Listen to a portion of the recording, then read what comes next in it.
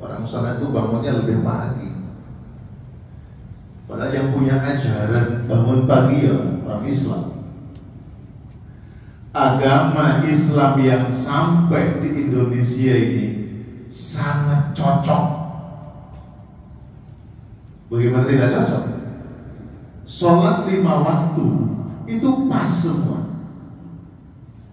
Subuh jam sekian memang waktunya bangun. Zuhur jam sekian waktunya istirahat pernah bekerja. Asar jam sekian waktunya orang pulang ke rumahnya. Maghrib pas tenggelamnya matahari itu, Masya Allah. Lalu Isya pas semuanya.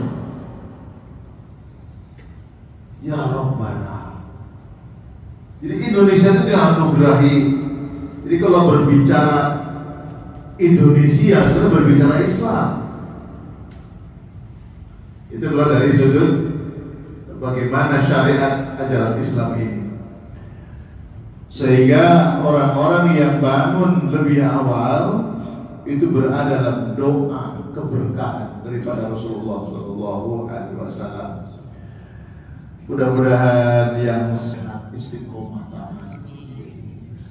Ada yang sakit, ujian dari Allah, ikhlas menerimanya, menjadi pengampunan dosa-dosa. Mugi-mugi lekas diparingi kesembuhan oleh Allah. Yang punya problem kehidupan, taat ibadah, rajin dalam majelis, insya Allah mendapatkan solusi kehidupan dari Allah Subhanahu wa Ta'ala. Dan ngaji kita ba'da subuh ini, insya Allah kita sama-sama mohon kepada Allah bagaimana dalam rangka menyempurnakan ibadah sholat kita dalam titik poin menggapai sholat yang khusyuk. Ini baru istilahnya masih luaran, karena untuk mendapatkan kajian detail yang agak lumayan dan berikut prakteknya. Bapak Ibu yang dimuliakan oleh Allah, di dalam surat Al-Mu'minun ayat 1 ayat kedua, Allah Subhanahu wa Ta'ala berfirman, Bismillahirrahmanirrahim. Qad aflahal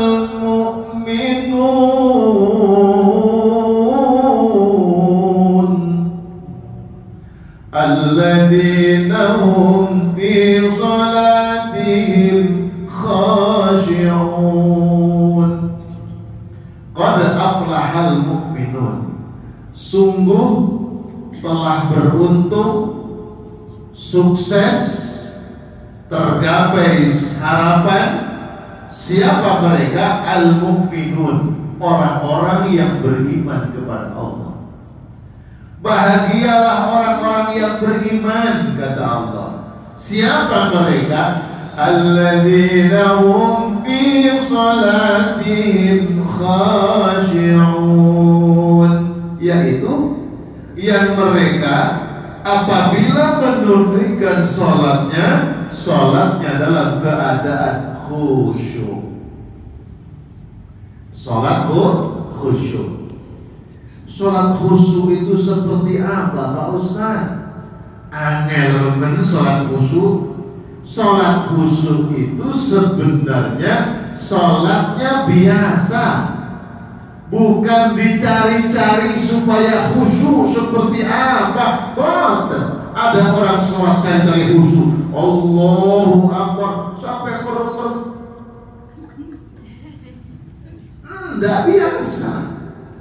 Sholat khusyuk itu sholat orang normal, biasa. Sholat khusyuk itu Pak Ustaz, kalau lagi sholat ada orang lewat, tidak lihat, itu bukan khusyuk tapi buta. Sholat khusyuk itu kalau lagi sholat ada suara tidak dengar, itu bukan khusyuk tapi tuli. Biasa aja sholat khusyuk, Allahu Akbar. Tahu-tahu tetangga ngidupin sudah muter, Oh, kerungu ada suara, tapi boten dipikir. Oh, tonggoku ingin tuku motor anyar, mentang-mentang motor baru pagi-pagi sudah dihidupin. Dipikir. Dan itu boten khusyuk. Khusyuk ini kedengar, tetap dengar, tapi boten dipikir. Nah, para jamaah yang dimuliakan oleh Allah,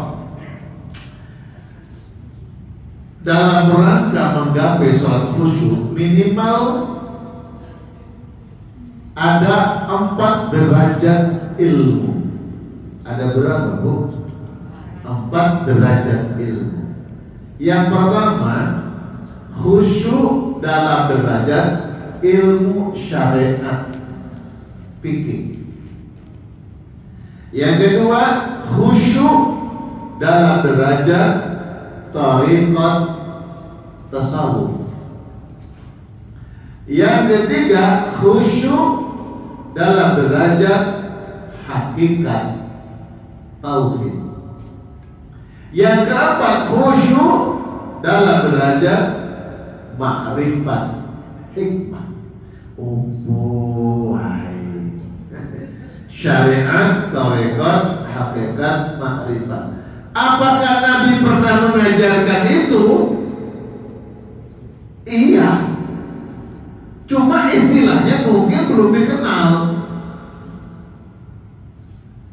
Syariat, tarekat, hakikat, ma'rifat 4. Yang ditambahi syariat, tarekat, hakikat, ma'rifat maksiat 4 aja. Bapak Ibu yang dimuliakan oleh Allah, untuk mempelajari derajat ilmu syariat, jadi sholat khusyuk itu ya pertama ada derajat ilmu syariat fikih, itu ada tuntunannya. Bagaimana tata cara sholatnya yang benar menurut tuntunan syariat Rasulullah, bahasanya ilmu fikih. Oh, cara berdirinya begini, cara takbirnya begini, iktidalnya begini, bacaan zikir doanya begini. Itu syariat. Sholat yang sempurna diawali dari bersuci, berwudu yang sempurna. Bagaimana syariat wudu, tuntunan tata cara wudu? Syariat fikih yang benar. Syariat fikih itu membidangi sesuatu yang nampak, zahiriyah, gerak fisik. Itu namanya syariat fikih. Yang kedua, ilmu thariqat tasawuf. Apa itu? Khusyuk dalam derajat ilmu thariqat tasawuf hati. Yang sholat bukan hanya badannya, juga yang sholat harus juga hatinya. Thariqat tasawuf. Dulu awal-awal perkembangan Islam di Indonesia, istilah tasawuf itu ditentang habis-habisan.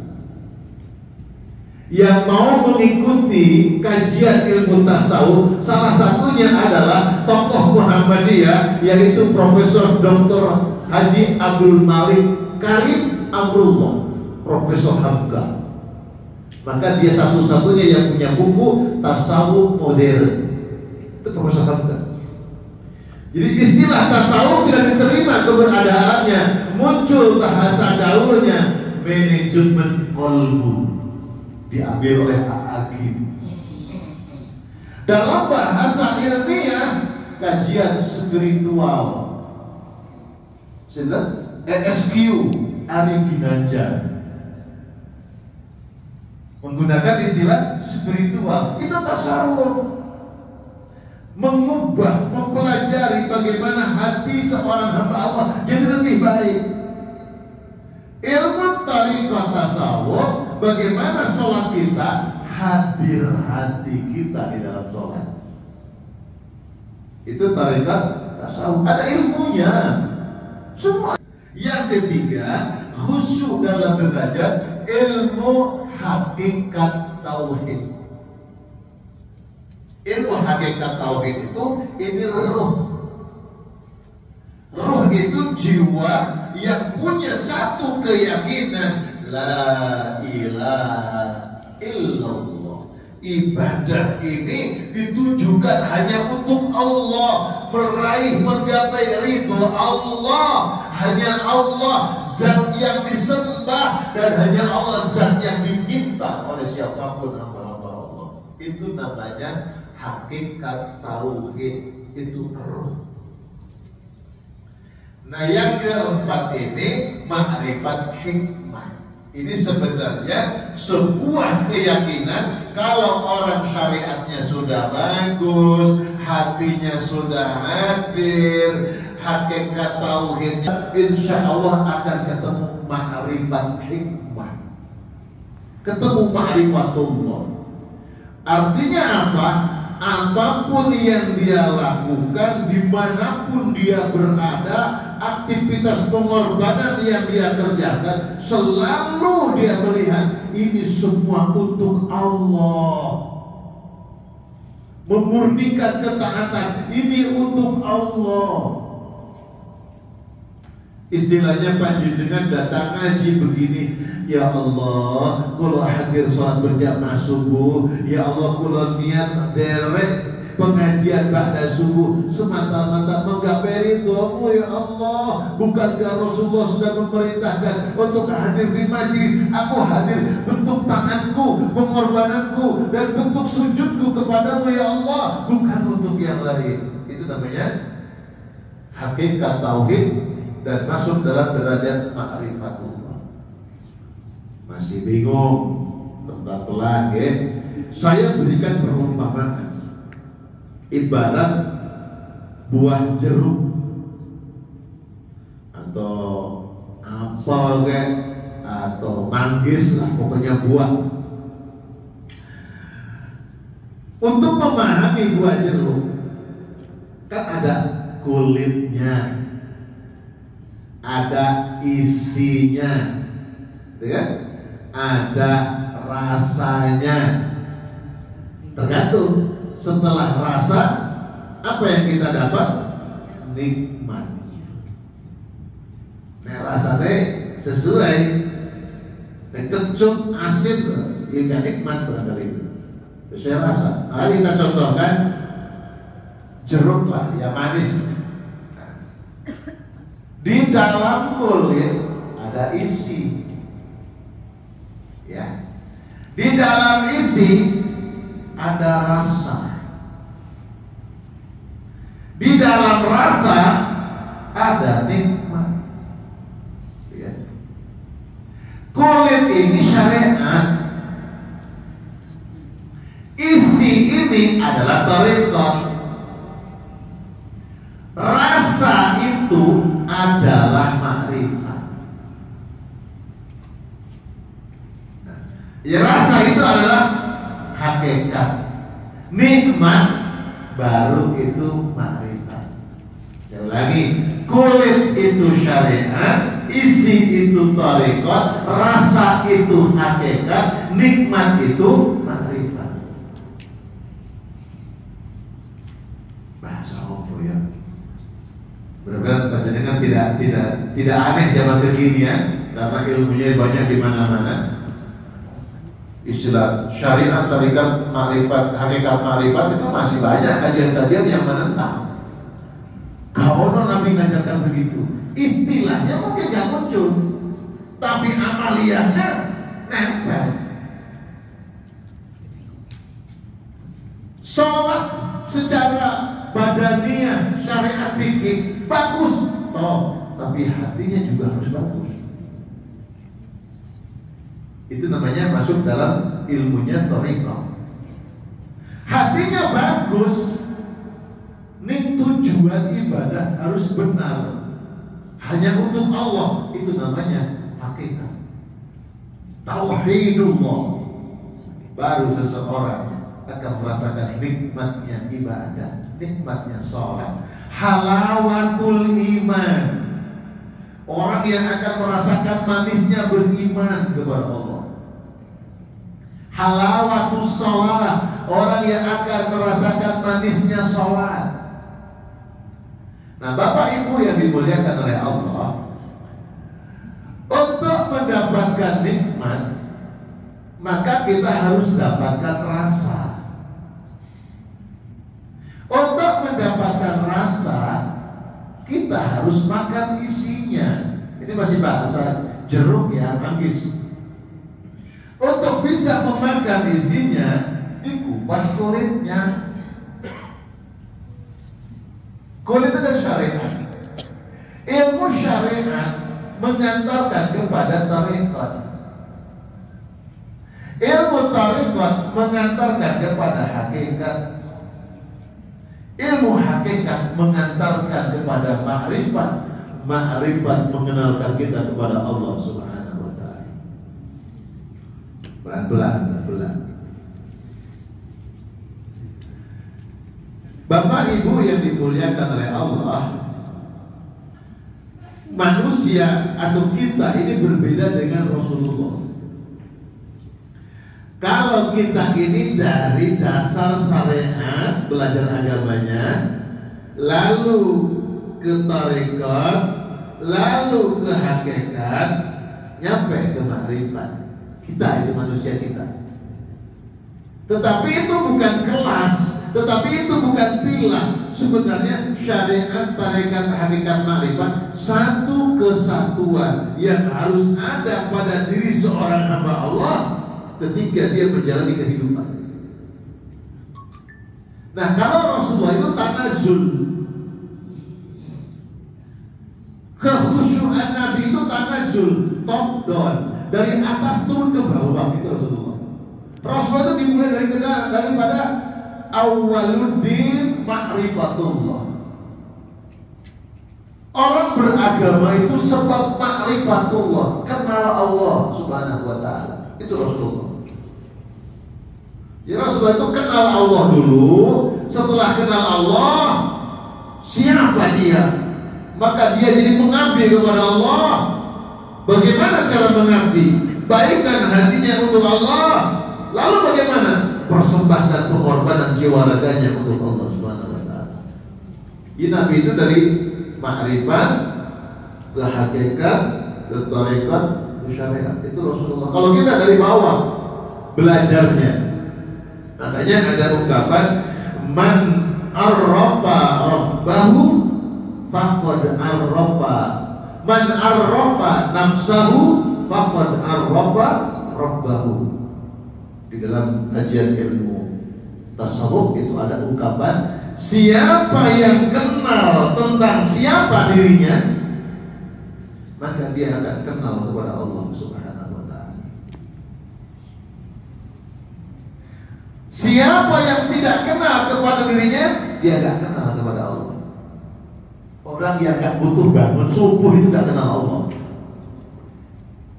Orang yang gak sholat, orang yang gak ibadah, dia gak kenal kebutuhan dirinya, maka dia tidak kenal Allah.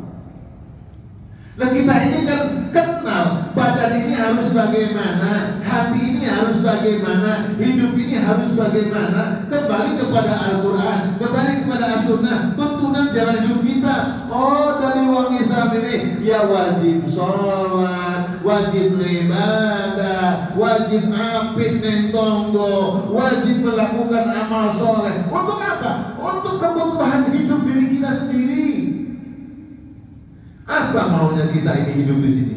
Mau tidur toh, mau kerja toh, mau seperti apa? Insya Allah orang sehebat apapun dalam kehidupan dunia tidak kenal kepada Allah, tidak menjalankan syariat karena Allah, hidupnya tidak akan merasakan bahagia.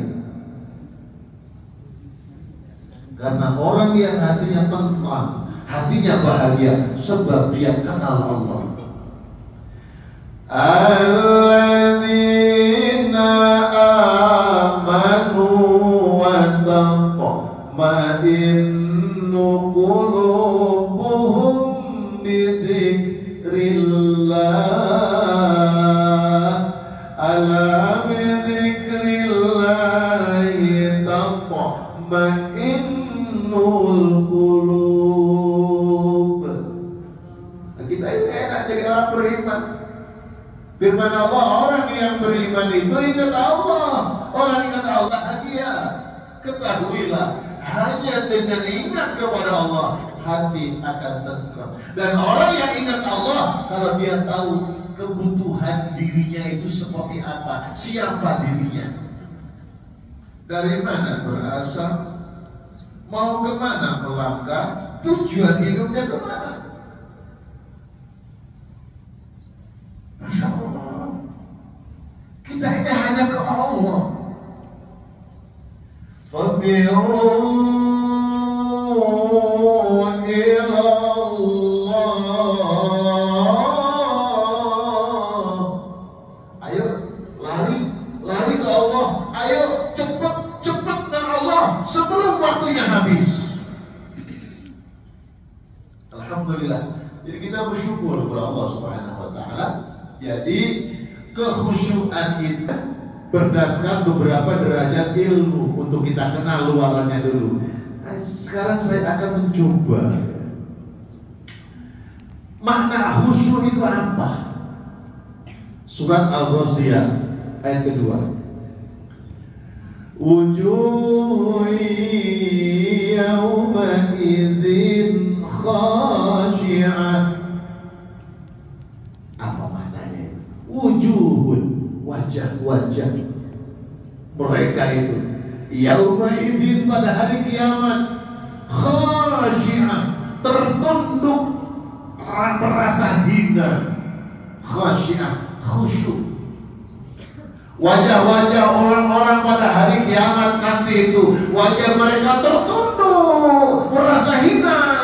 Nah, orang yang sholatnya khusyuk itu secara fisik, secara zahiriah tampilan badan merunduk, boten enten kesombongan, lalu hatinya merasa hina, butuh kemuliaan kepada Allah, butuh ditolong oleh Allah Subhanahu wa taala. Itu namanya khusyuk.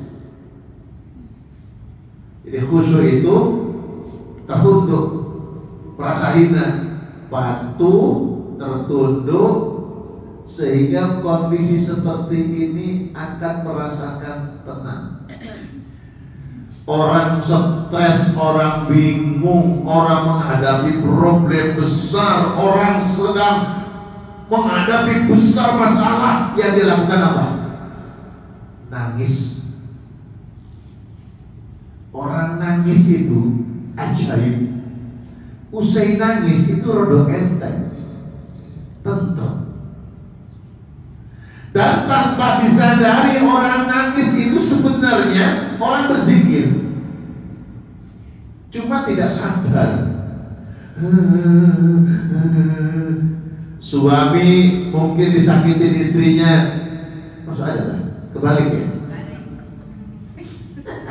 Istri disakiti suami, bapak-bapak gantian senyum. Ya Allah, nangis datang ke Allah, bunyi nangis apa? Itu ada dua huruf, ha sama waw. Allah, dialah Allahu.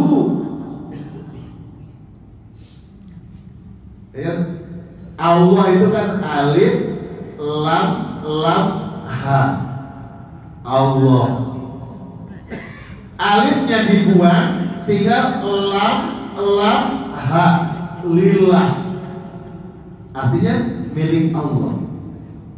Lam dibuang, tinggal lam, ha. Lahu, milik Allah juga, bagi dia Allah.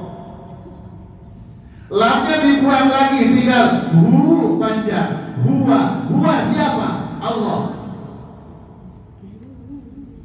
Ini sebenarnya orang gugup nangis, dia ngomong ya Allah, ya Allah. Cuma kita nggak paham. Biasanya orang lagi sumpah terus nangis, mari nangis rada enteng. Pengalaman nih. Rada enteng. Makanya wujuh yauma idzin khasyiyah. Pada hari kiamat wajah-wajah mereka tertunduk,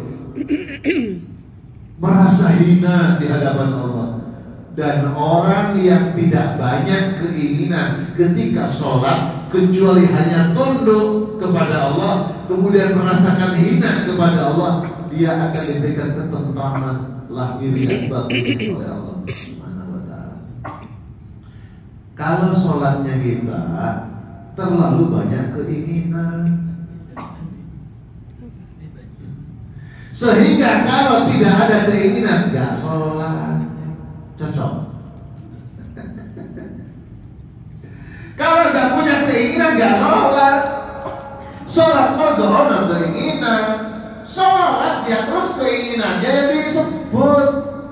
Ya boleh secara syariat memang kita dianjurkan berdoa sekalipun di dalam sholat memang tempatnya. Sholat itu juga artinya ya berdoa kepada Allah, sholat itu mengabdi kepada Allah, dan juga sholat isinya doa. Boleh. Cuma yang paling esensi, kenapa kita sholat? Sholat itu diperintah oleh Allah. Kenapa kita sholat? Kita sholat karena mentaati perintah Allah. Itu bentuk ketundukan kepada Allah. Nek tunduk kepada Allah, yang kita lakukan nurut keinginan Allah, bukan nurut keinginan kita. Keinginan kita. Saya tanya Bapak Ibu, di dalam sholat, pengalaman Bapak Ibu sholat, mana momentum yang ketika panjenengan sholat terasa adem, terasa nikmat? Kapan? Kapan? Sujud, alhamdulillah, karena banyak keinginan ketika sujud doa. Tapi yang umum, ketika takbiratul ihram, Allahu Akbar, maka betul usah cepet-cepet, Allahu Akbar. Itu zuk rasanya belum masuk. Allahu Akbar, boleh aja kalau zuknya masuk. Zuk itu rasa itu di hati. Rasa itu kalau dibuat diisi kan nanti ketika memakan isinya. Umumnya panjenengan Allahu Akbar itu nikmat ketika takbir. Kenapa? Syariat fikihnya, derajat syariat fikihnya kita mengucapkan takbir Allah. Kedua, tangan kita diangkat, hati kita hadir. Hati kita hadir. Ya Allah, aku sholat subuh berjamaah karena Engkau. Ya Allah, aku sholat karenamu. Ya Allah, aku mau ridhomu. Allahu Akbar. Nek pun bar, terus bubar, pikiran camping kemana-mana. Allah, enak betul bar, cas, ingat kemana-mana. Tadi kompor dimatikan belum ya? Salah naruh kunci di mana? Macam. Bapak Ibu yang dimuliakan oleh Allah, para ulama memberikan takrif ma huwal khusyuk. Apa itu khusyuk? Khusyuk adalah al-khudu' wat tawadhu. Yang disebut khusyuk itu adalah al-khudu'. Apa al-khudu'? Ini fisik. Khudu' itu tunduk, patuh, merendah diri, pasrah diri kepada Allah. Di sini tumakninah. Secara badan kita sholat, boten banyak gerakan-gerakan yang di luar gerakan sholat. Allahu Akbar. Lagi sholat banyak gerakan. Itu boten khudu. Al-khudu niku begitu Allahu Akbar, hanya untuk sholat saja gerakannya. Itulah khudu. Mata niku diarahkan ke tempat sujud, memandang. Boten jangan kita. Kita ini sholat sibuk memikirkan orang lain, sibuk melihat orang lain, tidak sibuk melihat diri kita sendiri ketika sholat. Itu boten khudu. Yang kedua, tawadhu. Tawadhu itu merendahkan diri kepada Allah, sisi ruhiyah kita, hati kita, lan merayu Allah. Suami saged merayu istri, istri merayu suami. Apa masih ada rayuan-rayuan? Perlu, walaupun sudah pengantin kawaan ini perlu. Orang sholat itu adalah merayu Allah. Dia merintih kepada Allah. Dia menyampaikan problemnya kepada Allah. Tawadhu. Dia menyatakan, ya Allah, kami ini hina di hadapan-Mu Zat yang Maha Mulia. Kami ini ya Allah lemah di hadapan-Mu yang Maha Kuat. Ya Allah, kami ini papa miskin. Engkau yang Maha Kaya dan mengkayakan. Ya Allah, kami ini serendah-rendahnya rendah. Engkau Zat yang Maha Tinggi. Agungkan Allah. Itu rayuan. Merayu Allah. Makanya panjenengan kalau baca Asmaul Husna, ya Allah, ya Rahman, ya Rahim, ya Malik. Lisan kita mendengungkan, melakukan nama-nama Allah dalam Asmaul Husna. Lisan kita melapangkan itu, hati kita memaknai, ruh kita mengagungkan Allah. Ya Allah, ya Rahman, ya Rahim, ya Malik. Lalu ya Allah, Engkau Maha Pengasih ya Allah. Ya Allah, Engkau Maha Penyayang ya Allah. Engkau Maha Kuasa ya Allah. Itu hati kita memaknai apa yang diucapkan lisan. Ruhiyah kita mengagungkan Allah dalam posisi ketinggian yang sangat tinggi. Nah, sholat khusyuknya bukan bersama. Maka sholat itu Rasulullah mengatakan, "Shallu kama ra'aitumuni usalli." Sholatlah kalian sebagaimana kalian melihat aku sholat. Bapak Ibu pernah melihat Rasulullah sholat? Boten. Kalau sahabat yang hidup bersama Nabi melihat Nabi sholat, kita kan jauh jaraknya, 15 abad yang lalu. Bagaimana kita bisa tahu Nabi sholat?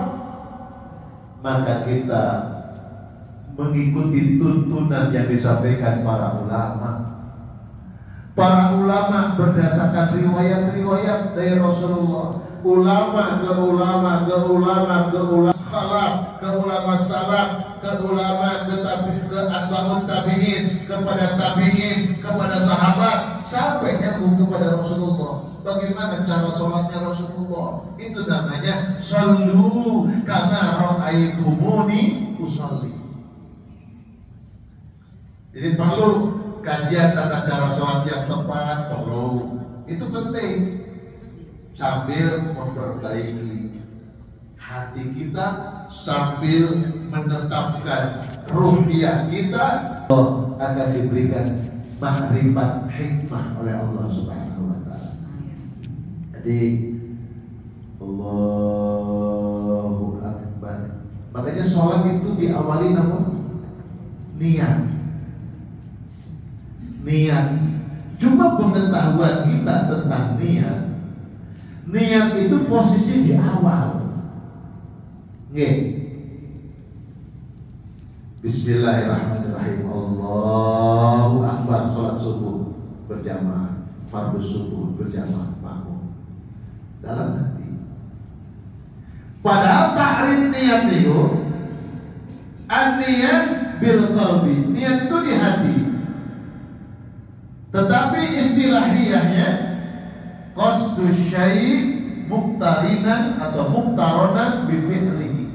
Yang disebut niat adalah sebuah kesadaran yang sebuah kesadaran ya, yang dilakukan selama perbuatan ibadah, selama amal dikerjakan.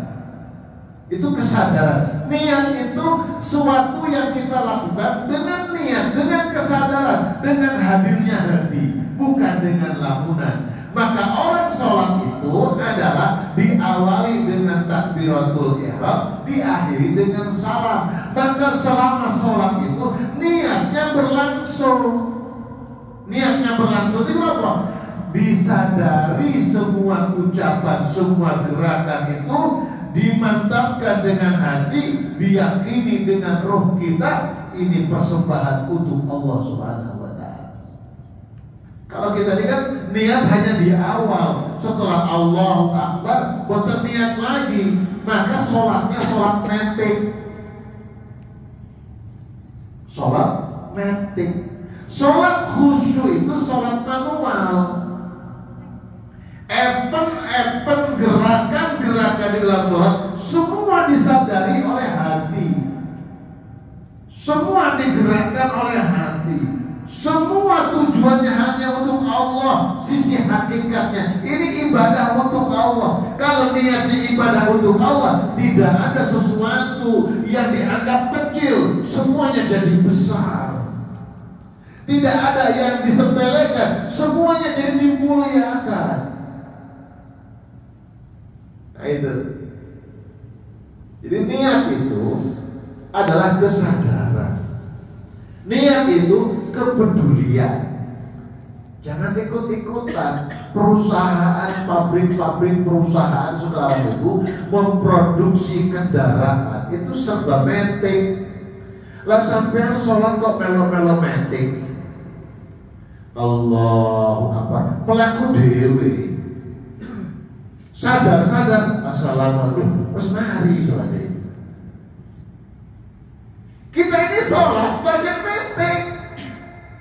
Sadarnya mau di awal Allah, habis itu jalan sendiri. Allahu Akbar, Allah, jalan sendiri. Hatinya nggak diajak, rohnya nggak diajak. Jadi sholat itu harus manual, digerakkan oleh kesadaran. Nah, itu sholat. Ini baru sisi teoritis ya, teori orang sholat. Jadi sholat itu memang penting. Dari pintu pertama buka kulit syariat, sampai Nabi Muhammad itu kepada Rafiq Az-Zuraqi itu sampai 3 kali disuruh ngulangi sholat. Selesai sholat, dia datang kepada Nabi, mengucapkan salam. Nabi menjawab salamnya, lalu Nabi mengatakan, "Kum irji fasolli fa innaka lam tusolli." Ayo balik lagi, sholat lagi. Ulangi lagi sholatnya, kamu belum sholat. Sampai 3 kali. Setelah 3 kali, Rafi Az-Zuraqi itu menghadap Rasulullah, ya Rasulullah, aku melakukan sampai 3 kali karena aku taat apa yang kau perintahkan. Tapi engkau tidak memberitahu kepadaku sholatku salah itu salahnya di mana. Sungguh, kata Rafi Az-Zuraqi, itu sholatku yang terbaik yang aku lakukan. Tapi engkau katakan sholatnya tidak sah. Alimni ya Rasulullah, ajari aku ya Rasulullah, bagaimana sholat yang benar. Nah, Nabi satu sisi mengajarkan sholatnya itu harus tertib, tidak tergesa-gesa. Satu. Yang kedua itu urusan syariat fikih, gerakan tubuh yang bisa dilihat. Yang kedua, tarekat tasawufnya, engkau harus tenang. Disebut bahasa fikihnya tomak ninah. Tomak ninah itu tenang. Kalau bacaan dalam syariat fikihnya boten rapelan, Rapelan boleh. Contoh yang disebut rapelan itu Bismillahirrahmanirrahim. Alhamdulillahirabbil alamin. Ini baru waktu isyraq ditambah 10 menit kan? Ar-Rahmanir-Rahim. Maliki yaumiddin. Ini kita maknanya. Sebab Nabi ngajarkan kepada kita membaca surat Al-Fatihah itu satu ayat, ujungnya dibaca panjang, berhenti. Bismillahirrahmanirrahim. Alhamdulillahirabbil alamin. Walaupun surat sendiri, ya. Ngimami boleh Fatihah, basmalahnya boten dikeraskan, boleh. Profesor Dr. Hamka dalam Tafsir Al-Azhar, beliau menyebutkan Rasulullah itu pernah mengeraskan bismillahnya dan pernah tidak mengeraskan bismillahnya, tapi tetap baca bismillah. Bahkan dalam surat An-Nahl ayat 98, fa idza qara'tal Qur'an fasta'idz billahi minasyaitonir rajim. Kalau kamu akan membaca Al-Qur'an, maka mulai dengan memohon perlindungan kepada Allah dari godaan setan. Apa itu? Ta'awudz. A'udzu billahi minasyaitonir rajim. Kalau mau baca Al-Qur'an, baca a'udzu billahi minasyaitonir rajim. Surat Al-Fatihah niku napa? Ummul Qur'an. Induknya Al-Qur'an. Maka sebelum Al-Fatihah dengan sir boleh. Mesti bismillah. Bismillahirrahmanirrahim. Alhamdulillahirabbil alamin. Itu kayak di mana sisi perbedaannya, di mana sisi persamaannya? Ayo yang persamaannya itu loh kita ambil. Sisi perbedaannya sesekali boleh. Doa ruku ini kenapa? Subhana rabbiyal azim wa bihamdi. Wong kene sebat subhanakallah wa bihamdika Allahumma ighfirli. Nek iso aja mung ikutno. Apa yang datang dari Nabi macam-macam doa atau tasbih ruku dalam sholat, sujudnya dalam sholat, ojoan kabeh nek iso. Kalau kita ingin mengatakan saya ingin mengenal sunnah Rasulullah, tapi kan sing kon lakoni mungkin kuno. Sunnahnya kan banyak, nggak perlu ganti-ganti. Quran itu kan 114 surat. Nek sholat sendiri kulhu baina atau inato. Gitu. Sholat sendiri kulhu baina atau ini cepat. Ya boleh, boleh. Mau isu ayo ngiku. Kul ma tayassara minal Qur'an. Baca apa yang mudah bagimu dari Al-Qur'an. Boleh. Cuma nek iso naik derajat. Itulah. Naik tangga amal. Nek iso sholat maghrib surat iki, isya ganti teruskan, subuh ganti teruskan, zuhur ganti teruskan, sehingga ya hafalan kita apa yang kita bisa. Kalau cuma baru hafal 2 surat, belajar untuk surat yang ketiga hafalannya. Sudah punya 3 surat hafal, belajar surat yang keempat hafalannya supaya naik. Jadi ada derajat ilmu fikih atau syariat fikih, memperhatikan tata cara taibiyah sholat secara fikih. Juga ketika Nabi mengkritisi sholatnya Rafi Az-Zuraki itu, sholatnya kecepatan gerakannya, hati boten tenang. Sehingga Nabi mengajarkan, gini loh cara sholatnya. Berdiri dengan tenang, mulai takbir, bacanya yang tenang, ruku yang tenang. Rasulullah itu gerakan sholatnya kan ada berdiri, ada ruku, ada i'tidal, ada sujud, ada duduk, ada sujud, ada sujud, ada duduk akhir. Kata Rasulullah, qaribum minas sawa. Gerakan sholatnya Nabi hampir sama dalam lamanya setiap gerakan tersebut. Ini yang kita jarang lakukan, Pak. Katanya sunnah Rasulullah, tapi kita jarang lakukan. Lamanya berdiri meh sama, meh bodoh suwine ambil rukune, meh bodoh suwine dalam i'tidalnya. Hampir sama lamanya ketika sujudnya, hampir sama lamanya ketika duduk atau sujud. Itu Rasulullah. Qaribum minas sawa, kata Rasulullah. Nah, orang yang berlama-lama itu ada dua. Ada yang kepeksa, orang saya memang senang. Kepeksa itu ya rasa-rasa.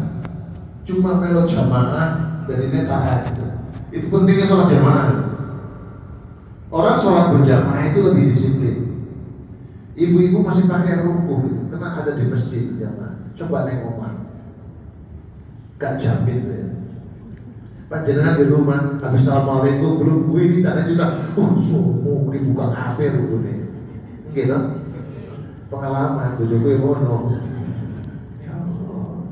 Di masjid bisa disiplin. Makanya penting sholat jamaah. Bapak Ibu yang dimuliakan Allah, qaribun minas sawa. Jadi orang itu ada terpaksa, aras-arasan, tapi dia jamaah dipaksa. Ada orang itu senang karena sholat itu kebutuhan, menikmati sholat. Jadi ada orang bertanya, Pak Ustadz, saya ini pengen bangun jam 3 mau sholat tahajud, tapi kesiangan Pak Ustadz. Ya apa caranya Pak Ustadz? Panjenengan yang ngajinya rada jero senyum toh. Ancene Gusti Allah nggak mau ditemui sama sampean. Ya apa jawabnya ngono? Sampean kalau sholat oleh pengen cepet-cepet. Memang Allah nggak mau kok dideketin sama kamu. Sehingga kamu dibikin, ayo cepet-cepet sholatnya. Tapi ada orang berlama-lama dalam sholatnya karena Allah senang sama dia. Ayo, oh cepet-cepet, ayo begini, lu ambil aku begini. Bagaimana pengantin baru dalam kamarnya ingin berlama-lama? Kenapa? Karena menikmatinya kebahagiaan. Orang senang sholat, maka akan menyenangi dalam sholatnya berlama-lama, saudara. Nah, habis satunya. Ini masih tataran luar, kita belum nanti syariat fikihnya bagaimana, tauhidnya. Lalu insya Allah kita akan mendapatkan marifatnya. Intinya, sholat khusyuk itu sholat tunduk, sholat memasrahkan diri ke Allah. Itu tak sebenarnya. Gak banyak keinginan kecuali dia menyadari, memaknai, mentadaburi gerakan sholatnya, zikir bacaan tasbih sholatnya, dia mentadaburi itu semua. Ada yang berisi pujian untuk Allah, untuk Rasulullah, untuk nabi-nabi, ada isinya doa.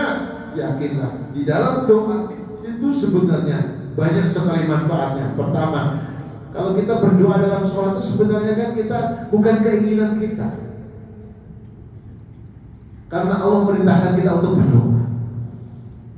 Jadi ketika kita berdoa dalam sholat, berarti kita mentaati Allah untuk berdoa dalam sholat, kan diperintahkan oleh Allah.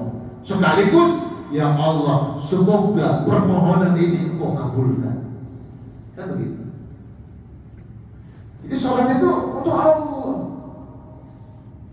Baik jemaah yang dimuliakan Allah, ada pertanyaan? Alhamdulillah tidak ada pertanyaan. Ada itu salah satu rukun